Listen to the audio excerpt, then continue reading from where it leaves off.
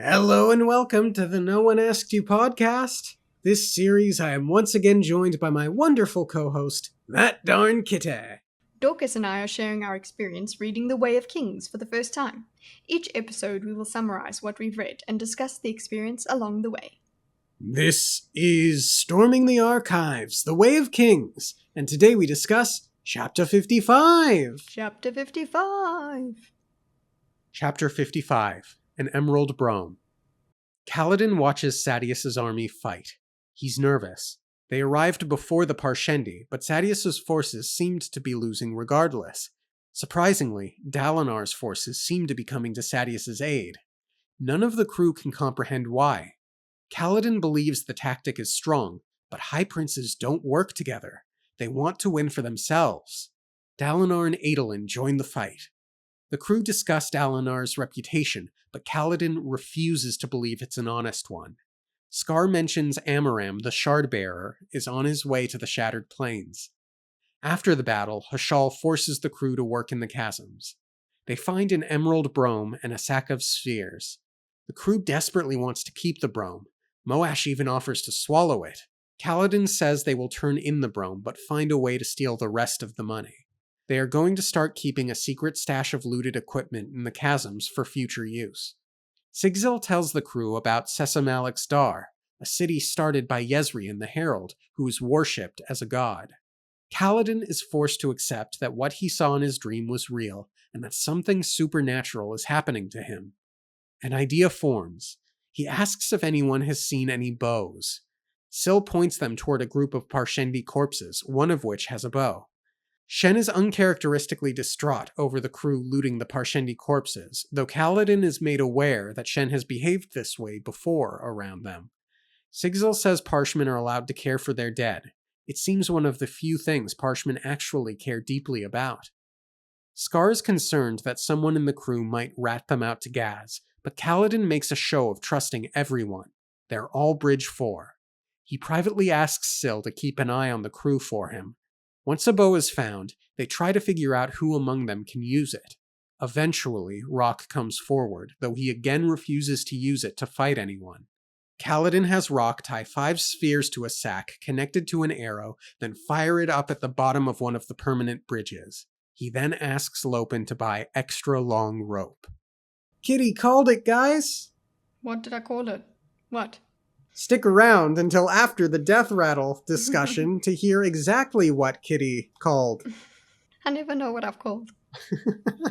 But before we even get to the death rattle conversation, we've got some artwork.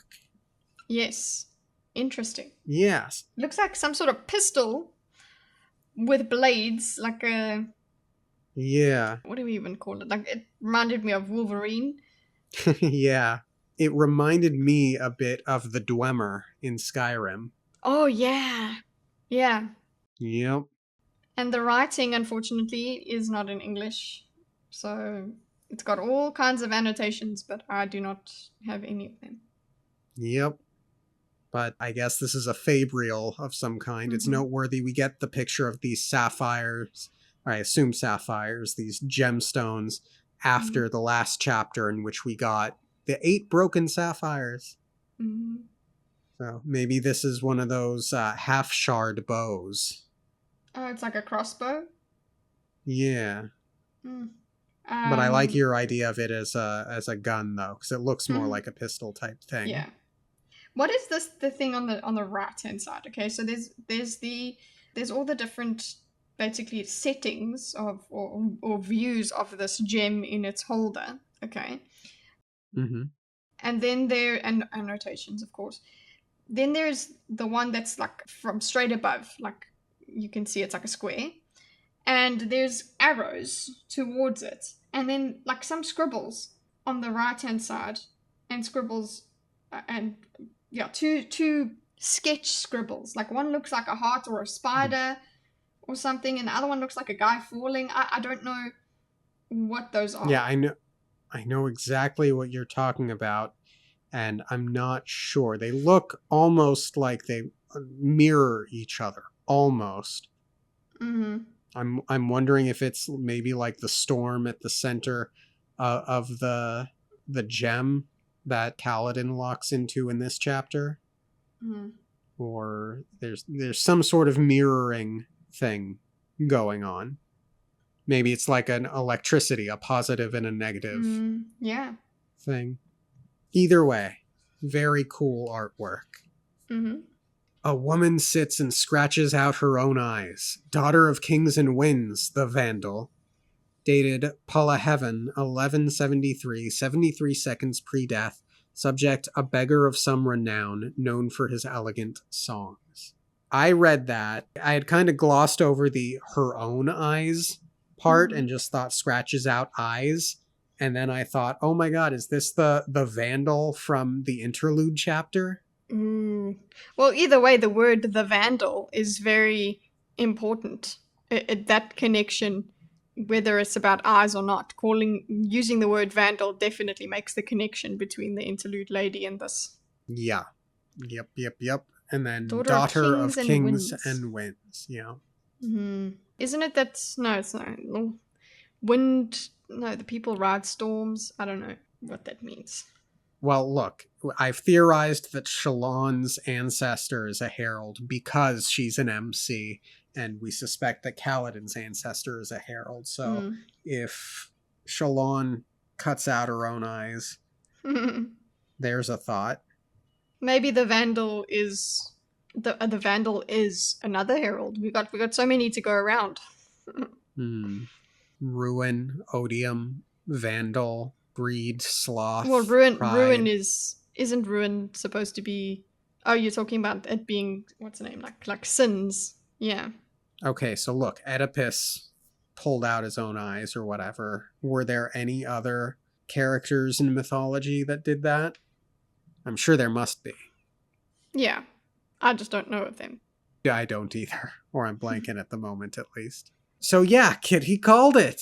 What, what, Amaram's coming? Yup. Mm-hmm.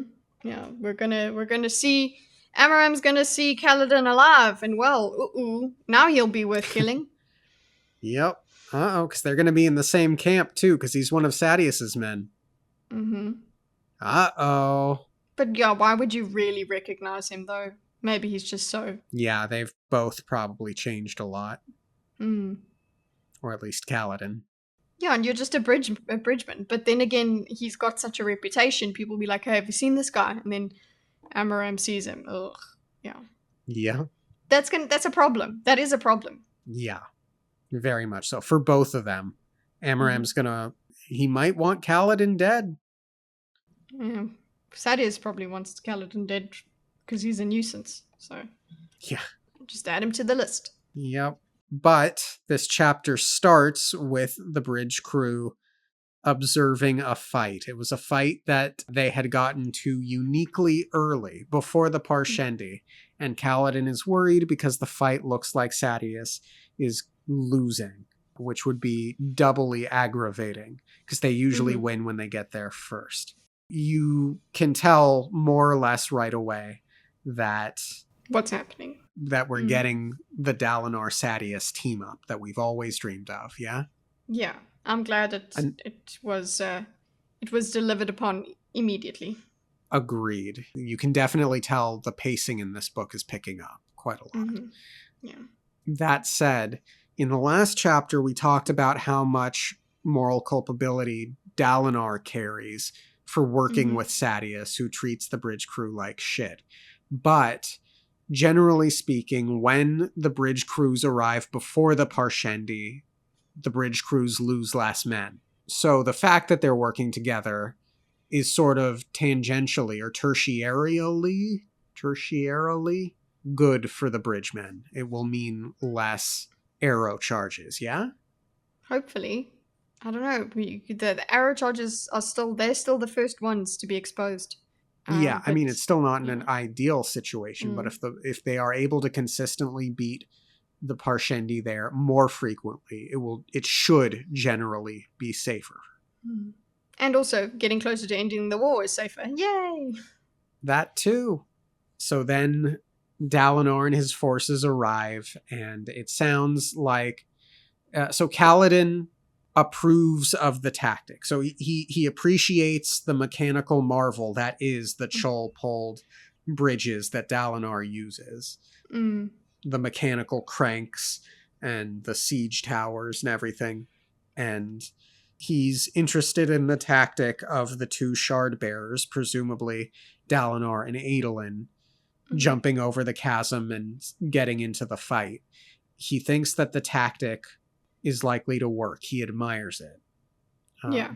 So there's a lot to like here. And if it has Kaladin's stamp of approval, wonderful. It's probably a good tactic. Mm-hmm. We do have them talking about the reputation of Dalinar and all of that. And yes, the way that Kaladin is like, well, I won't be taken in by that because they're like, no, he's great. But then he does think, hold on a second, his son did actually defend that woman in the street. But then he's like, no, just leave it. Yeah, he does the hard CBT realignment. Mm-hmm. Right there. And he's like, I will not be taken in by another corrupt PR campaign. Yeah. And look, it's so weird for me. I'm in a very unique situation here, in that usually when I read about two characters, both of whom I like, I frequently want characters I like to team up. Right. Mm-hmm. And if there's some tension between them, I'm excited to see them work out that tension and then become badasses together. But with this book in particular, and I know I've said it before, but I'm so looking forward to the confrontation there. I don't want Kaladin to come around on Dalinar. And there's a part of me that feels bad because I know Dalinar's POV here, but I'm so excited for that drama. And Kaladin has just gotten the worst after the worst after the worst.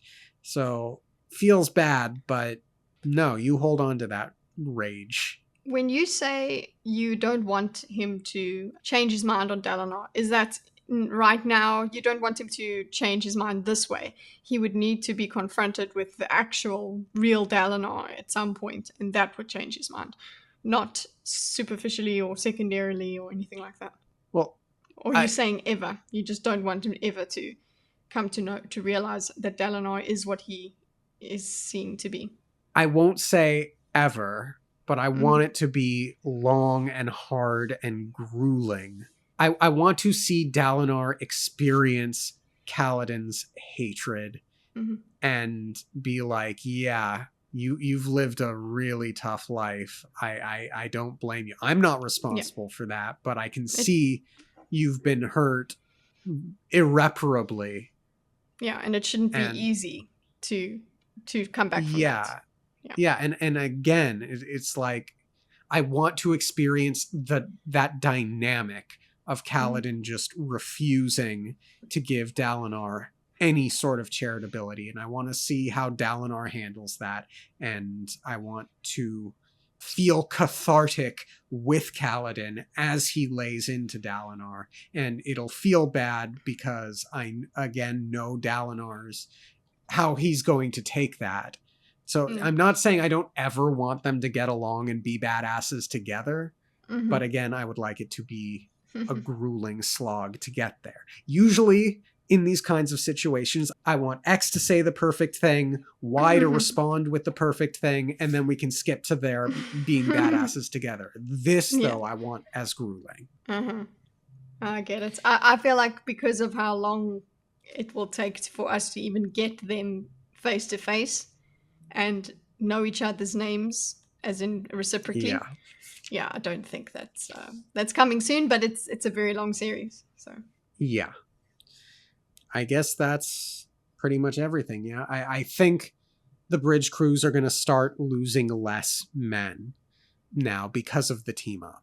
I'm not saying they'll lose none, but almost certainly less, which could mean that more and more are going to make it to 100 bridge runs. We'll see what happens if that happens. Yeah, I think that's still a myth. Yeah.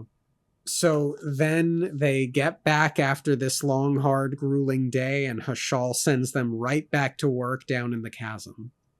Although no, it wasn't the longer day, don't you know? Because they got there early. It was a good battle and everything. So just go on, get back to work. Yes. And they find an emerald brome and a sack of spheres, yeah? Mm-hmm.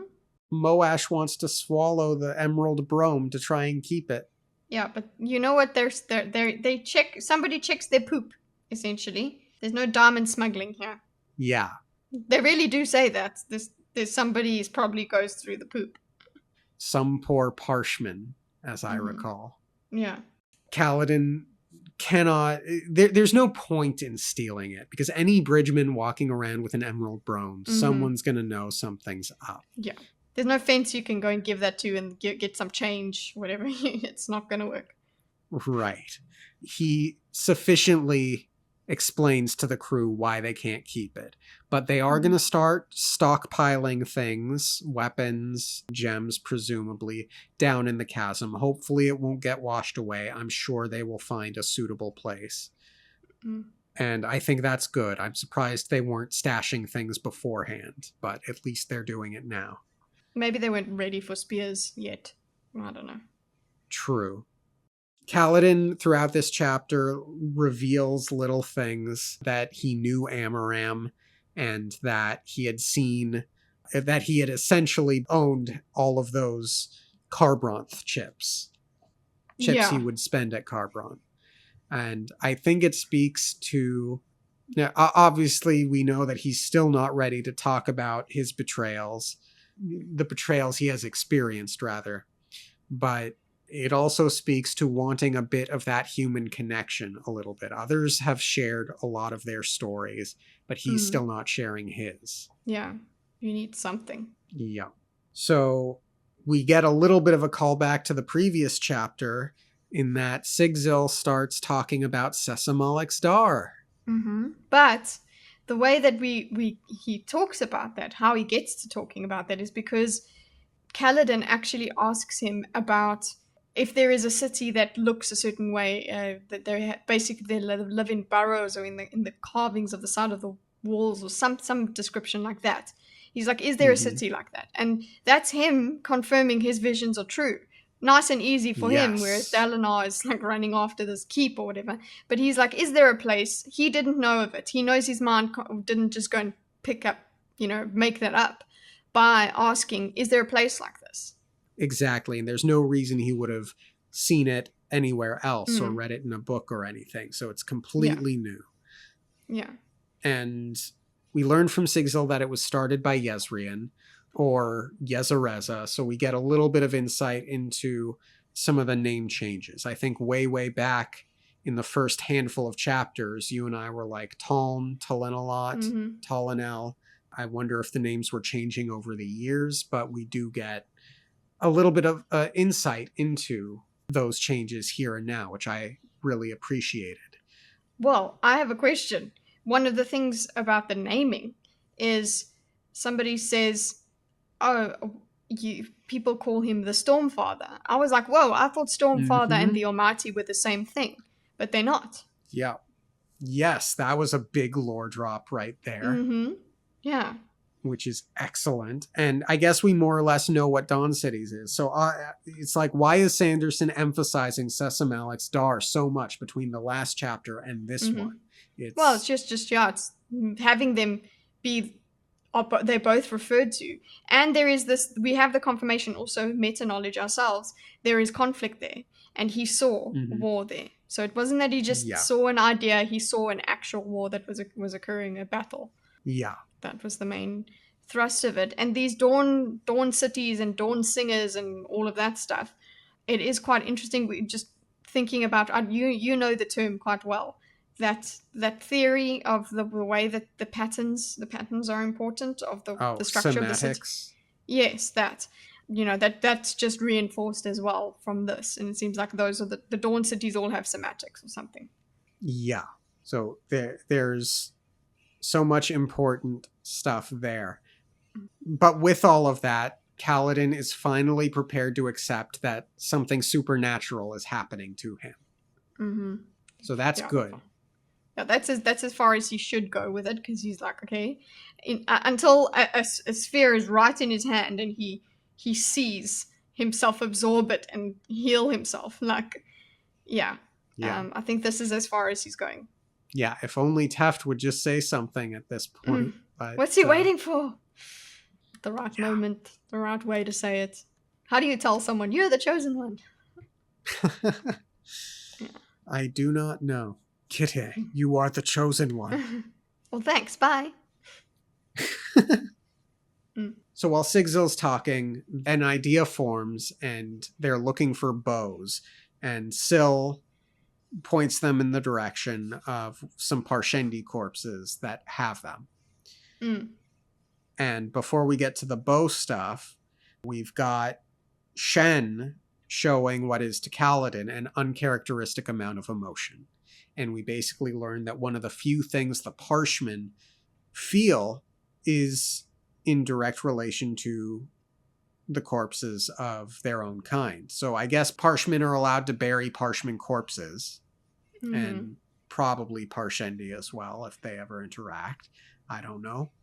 I don't know about Parshendi, but the thing is, they still care about Parshendi. They still view it clearly. This shows us that they still view Parshendi as their kind, even though they're a little bit larger, etc. Yeah, they're fine. They don't interfere in the war, but they still realize these are their kind. That's something that, as the prediction says, Shen's going to wake up. What happens then if he wakes up? It's the same, I suppose, what we're wondering when a Kolos starts becoming conscious, what happens? Right. And Rock explains to Kaladin that this isn't the first time Shen has behaved in this way. Kaladin has a thought that he brushes away quickly, but he basically thinks, I can use this. Mm-hmm. So this feels like a button that he might not want to press. Whenever Shen does wake up, I suspect he's going to remember how he was treated. And even though Kaladin is treating Shen as one of the group right now, I think if he manipulates Shen's feelings for his own kind's corpses, that won't be remembered fondly. Yeah. But to Kaladin's credit, he tells the group, okay, treat the dead with respect. So that's good. There was something important I wanted to say. I did clock that Shen was more or less gentle but firm when he pushed Kaladin away. So that's important, and then, I think. Yeah, and then he like resigns himself to being held back when they're like, sorry, we're going to have to do this. And then he's like, okay, we still have to search them. I felt so bad for him. Yeah, me too. So then basically we get a glimpse into Kaladin's plan as they're trying to figure out who among them can shoot a bow, or fire a bow, rather. Shoot a bow. Yeah, you still shoot bows. Yeah. He intends to tie the sack of spheres to an arrow, shoot it up at the bottom of one of the permanent bridges about 50 feet up in the air from them, and collect it later. And basically it takes quite a bit of hemming and hawing, but Rock eventually reveals that he knows how to shoot a bow. I enjoyed that so much. I enjoyed the kind of, because I was with Kaladin, as in Kaladin picked up that there is something there, and he kind of kept trying to nudge Rock, because he was like, no, there's something. It seems like he knows something. And then he like has to hide a smile at some point because he gets what he wants. So I enjoyed that thoroughly. Yeah. Now, I'm not overly mad at Rock, but again, we're getting this situation of Rock not being as helpful as one might hope he could be with his skills. And he does get some shade from some of the other bridgemen about his unwillingness to fight. But at the end of the day, he does agree to help. So, and clearly there's probably trauma there with regard to why he's so dead set on not fight. Something, and the religiosity, the cultural thing, that's not who I am. I'm not allowed to. It's not my place to fight.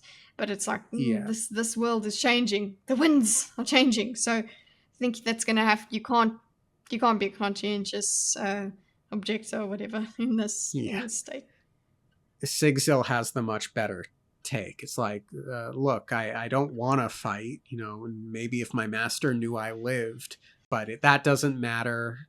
Clearly, the situation necessitates that I fight, so I will. Yeah. I'm hoping Rock at least teaches the rest to use the bow then, so that we do have ranged weapons. We do need that capability. Yep. It seems like there's lots of cultures that have different weapons as part of their, like they did talk about earlier some sort of culture that prefers the spear to the sword and that sort of thing. That reminds me of Wheel of Time because they have the same sort of thing, but they have some sort of religious reason they cannot touch a sword. Interesting. So I guess that's why I'm understanding the whole mechanic with Rock, because it's just like there's no way. Yeah. Gotcha. And ultimately, Rock is successful with his shot, and Lopen agrees to go and buy something like 50 feet of rope, presumably for them to crawl out at some point in the future. But there's a discussion about trust.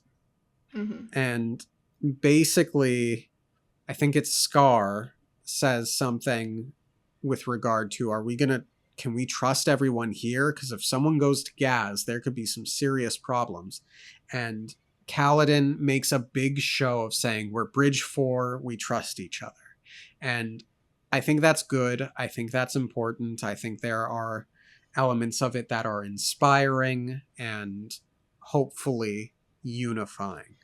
Yeah, but there's the logical reason as well. It's like, we really don't have time to spy on each other.